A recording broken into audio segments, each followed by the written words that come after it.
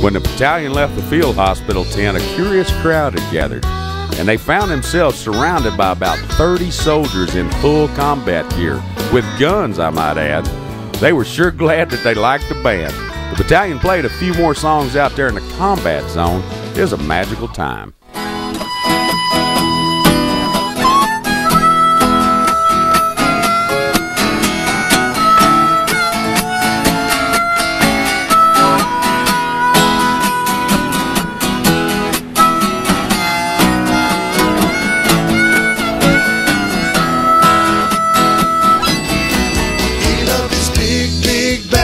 Georgia, catfish on a warm summer night.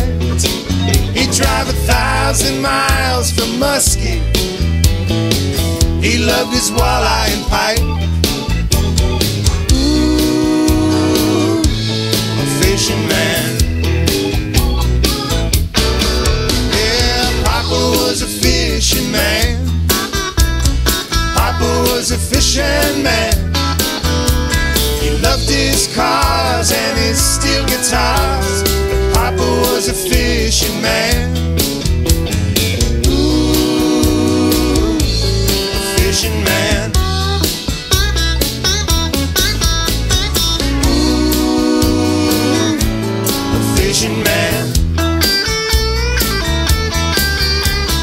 Ooh, a fishing man.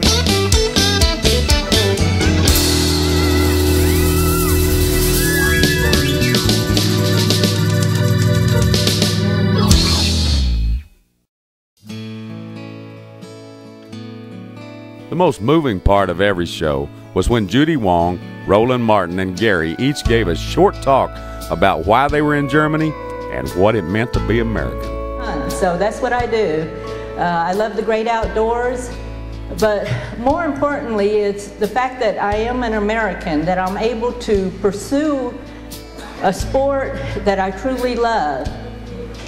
When the women's bass fishing tour started in the late 70s, I was able to get on board then and fish professionally. But because my son was young, I only did it for 3 years, and during the 80s, I actually gave it up. We fished as a family, and we started doing more saltwater fishing, and we started going offshore. But then after my son graduated from high school, I had the opportunity to again pursue a sport in competitive bass fishing. So in 1989, I started fishing with the women's tour again. I started my guide fishing business, and even had the opportunity to fish with the Bassmasters Tour and some of the other male predominant tours. But over the years, since 1989, I have fished, tournaments, all those numbers of years, and it wasn't until 2001 that I actually was able to win the Women's World Championship. But after every tournament though, and when I went to every one of these tournaments, I've had this speech made up in my head that I wanted to be able to, get up on the winner stage and say these words.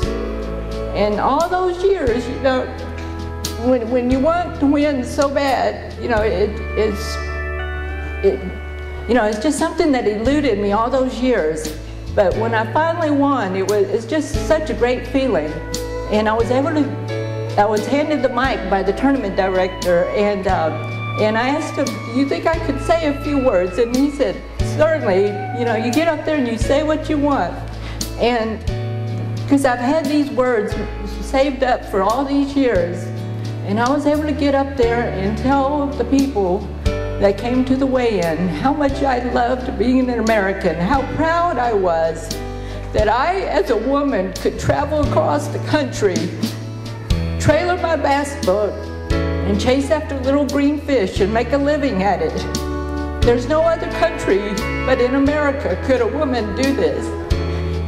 And I have been so thankful. It's a dream come true, and nowhere else but in America are women allowed to have these freedoms and these opportunities. And it's because of men and women like you that have sacrificed and served our country that I am able to do this. And I can't, again, thank you so much. God bless America, and God bless all of you. Thank you.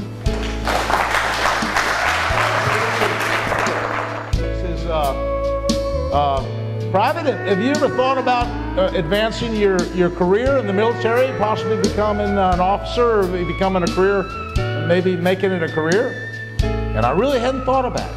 I really didn't think much about it. I said, no, sir, I really hadn't. He said, have you ever had any experience in the military? I said, well, yeah, you know, back years ago when you went to a state school, I went to the University of Maryland, they had an ROTC program. It was mandatory. Everybody that went the first 2 years of the state school had to go to the ROTC program. It was a mandatory deal. And I'd been a couple years of that. So I told him that. He says, well, listen, by the way, I am the board, the OCS board recommendation chairman. And he said, we're convening this next week, and we're looking for candidates to go to OCS. Well, this is the start of the Vietnam era, and they were looking for lots of young officers to go fight that campaign. And I said, well, gosh, that sounds pretty cool. So I went in the next week, and he was kind of in charge of that whole board, and I had pretty good recommendations from him, but I had some experience too, so I was really excited about it. Well, I wanted to go to Fort Sill and become an artillery officer, and I was waiting for that to come along, and in the meantime, Benning came along. Benning opened up, and there was a class, and this is going back now. I'm talking about 1964, 1965. That was really a long time ago. I'm older than you think. But anyway, they said, well, go on to Benning. So I went to Benning. I'm telling you what, guys, I know there's a lot of different training programs. Paratroopers is another whole deal. Rangers another whole deal. So many deals in the military that are probably on this level that'll build a man out of you. I just don't know, you know, how I could be here today without that training. But anyway, I've struggled through that 180-day course. They call those second lieutenants 90-day wonders, but actually OCS is 6 months, and that was great. It was just fantastic.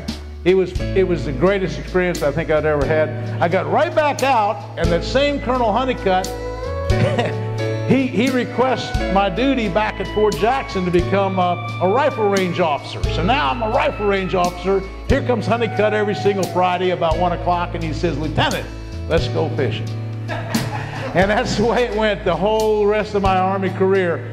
And from there, all his buddies at the Officers Club and all the NCOs and the warrant officers at the Chow Hall and the sergeant's first classes that I had that I worked with, and everybody else, all the way down to private rank, we all went fishing.